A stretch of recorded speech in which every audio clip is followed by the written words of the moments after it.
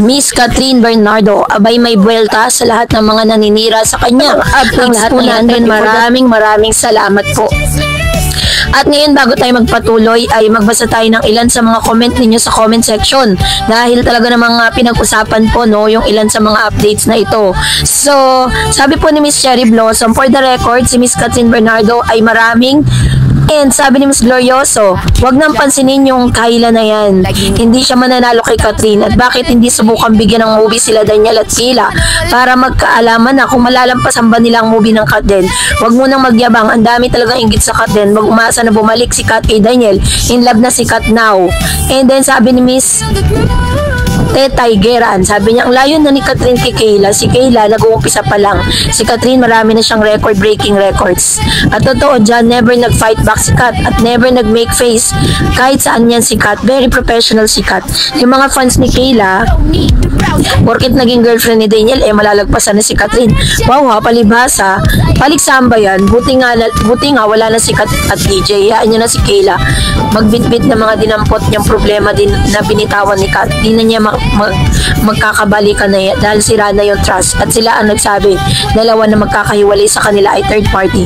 Since nagloko si DJ, di na problema ni Kat yun. Tignan mo kung ang ganda ng aura ngayon. Ayan. So yun po yung ilan sa mga komento niya patungkol dito kay Miss Catherine Bernardo. Doon po sa last update po natin, ano. Dahil talaga namang hindi may iwasan na magkaroon po ng comparison between them. And sa ngayon ay nadadawit din ang pangalan ni Miss Catherine Bernardo sa awayan ng kanyang mga kaibigan na si Miss Chi Pilomino at si Miss Sophia Andres. Dahil may mga chika po no, na naglalabasan at tuluyan na nga daw di umanong nagkaroon ng siraan sa kanila pong friendship kasi may dedmaan daw na nagaganap between Catherine Bernardo at Sophia Andres. No? So nadamay pa siya dito po kay Miss Chi Pilomino. Mas lumalalim kasi ang kontrobersya sa di umano'y pag-aaway ni na Sophia Andres at Chi Pilomino. Ang latest sa pinag-uusapan ngayon ng mga netizen. Sabi dyan, nag-unfollow ang mga common friends ng dalawang actress kay Sophia. Ang chika nila, tila may scampi raw ang mga ito kay Chi. Bukod kay Sara Labati, kapansin-pansin din na hindi na nakafollow sa Instagram si Sophia ang iba nilang malalapit na kaibigan.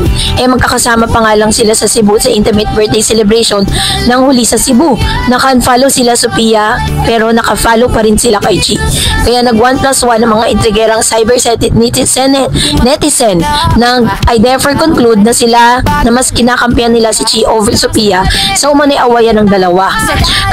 Kamakailan lamang ay galit na pinost si Chi sa IG story niya ang mga screenshot na resibo ng pagpapakalat daw ng dating close friend niya ng mga issue against her sa mga social media influencer. Ito pa, naging Catherine Bernardo ay dinamay rin sa issue ng mga memang tambay sa online world. Kapansin-pansin din daw na tila na hindi na nagpapansinan sina Catherine at Sophia sa isang recent event. Ang tinutukoy po dito yung birthday po ni Dr. Ivy. Wala nga raw picture together magkaibigan na pareho na sa iisang birthday party. Usually kasi nagpo-post si Sophia sa social media ng mga photo nila ni Kat kapag magkasama sila pero wali nga. So kasabay din nito ay ito yung sinasabi na parang isang international awards ang ibibigay, no? Magkakaroon po ng wax figure si Miss Catherine Bernardo. Ito po ay nilaunch ng kumpanyang ito ng Madame Tussauds Hong Kong. Ayan, sabihin niyo sa akin kung mali yung pronunciation ko, no? So, sa isang post nga po nila ay tila bagay ito ay parang sumasalamin kay Miss Catherine. Sabi dyan, OMG, Catherine, Madame Tussauds. She's the third Filipino, right? After Pia and Ann. Right. And it's just, sinasabi dito na si Catherine ay gagawa ng wax figure at gagawaran po siya ng wax figure sa Madame Tussauds Hong Kong. Sabi po ng balita na si Catherine ang hula ng karamihan sa mystery girl na tampok sa teaser video na inilabas sa Instagram account ng Madame Tussauds Hong Kong ngayong Lunes, October 20, 2025 tungkol sa Filipino na mabibigyan ng karangalang magkaroon ng wax figure. Nakasaad sa teaser video, someone special is joining Madame Tussauds in Hong Kong red carpet. Can you guess who our next Filipino wax figure is from this cruise? Ang cruise, she launched her acting journey at 7 years old. She starred in the first Filipino film to hit over 1 billion pesos globally. Sabi niya pa dito, kung sakasakali si Catherine ang isa sa mga panglima sa prominent Filipino personality na magkakaroon ng wax figure sa Madame Tussauds Wax Mix Museum sa Dapit, Hong Kong. And sa Miss Universe 2015 Pia Wurtzbach, ang kauna-unang Pilipino ang ginawaran ng wax figure Madame Tussauds noong 2019.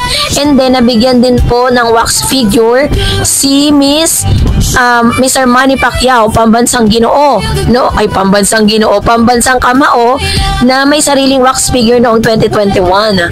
Tapos, nabigyan din po si Miss Pia Wurtzbach, si Miss Catriona Gray, 2018. And then, nabigyan din po si Miss Ann Curtis, no? Wax figure. Normal sa pinaka-popular sa turistang Pilipino ang nagpupunta sa Madame sa Tussauds, Hong Kong, ang mag-life-size wax figure ni na Pia, Manny, Catriona at Andal sa pinagmamalaki nilang ating mga kababayan. Pero marami pong nagtatanong, ano daw po ba ang implikasyon kapag nabigyan ka nito? Base po sa informasyon, ito po ay isa sa mga pagkilala sa tagumpay at kasikatan. Ang pagkakaroon ng wax figure Madame Tussauds ay isang malaking karangalan, no? Pinipili lamang ng mga museo ang mga personalidad na may malaking epekto sa publiko at kilala hindi lang sa sariling bansa kundi maging sa isang panig ng mundo. Halimbawa sa Pilipinas, sila Manny Pacquiao, Miss Universe Pia Wurtzbach, Alden Richards ay kabilang sa mga iilang napiling magkaroon ng wax figure.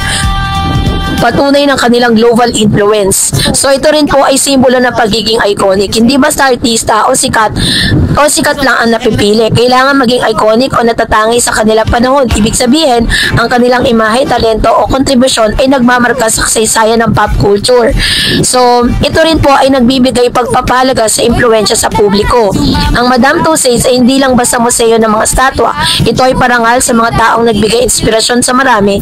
Kaya kapag may wax figure isang celebrity, doon ipinapakita nito na may malaking ambag sila sa kultura at inspirasyon at kasiyahan ng tao. Ito rin po ay isang simbolo ng international recognition. And of course, ang pagiging immortalized o hindi makakalimutin. No, parang sa madaling sabi, kapag ang isang celebrity nagkaroon ng wax figure sa Madame Tussauds, Hong Kong, ibig sabihin ay naitala na ang kanilang pangalan sa listahan ng mga pinakamahalaga, pinakakilala at pinaka-inspirasyon tao sa Asia sa buong mundo. Isang patunay ng tagumpay, respeto at walang hanggang pagkilala sa kanilang ambag sa lipunan at industriya. O diba? Talagang grabe po yung grabe po tong na pala na to, talagang kinikilala ka sa buong mundo. Ibig sabihin, isa lang siya sa mga nagbibigay karangalan sa ating pong bansa. No, salamat po, no, dahil talaga namang naunawaan natin kung bakit binibigyan sila nito. And congratulations, Miss Catherine Bernardo, because you deserve all of those awards. God bless everyone. And that's it for today. For more videos and updates, please don't forget to like and subscribe. And please don't forget to follow my Facebook page, Dar Eds TV and Dar Eds channel. God bless everyone.